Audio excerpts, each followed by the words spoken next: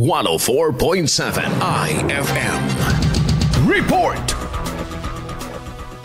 Inumpisa ng trabahuin ang nakaplanong installation ng traffic lights sa Calasiao Santa Barbara Junction kung saan madalas ang nararanasang mabigat na daloy ng trapiko.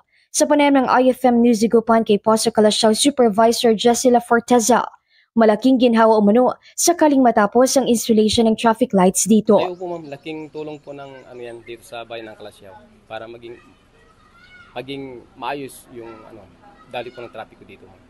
Nauna ng inahayag ng ilan pang kawani ng tanggapan na madalas umanong reklamo ay ang hindi pagbibigayan ng daan ng mga motorista, maging ang kawalan ng disiplina ng iba, paglabag sa traffic rules tulad ng illegal parking at counterflow ang nagiging dahilan sa mabagal na daloy ng trapiko. Panawagan naman ng Poso Calasiao ang pasensya at pag-unawa ng mga motoristang naiipit sa traffic congestion dahilan na rin ang kaliwat kanan pang konstruksyon sa kabaan dito. Samantala, inaasahang matatapos ang naturang proyekto sa huling linggo ng buwan ng Abril at mapapakinabangan ito ng mga motoristang dumadaan sa naturang bahagi. Mula rito sa IFM Digupan, ito sa Idol Ron Rakat, Tatak, IFM.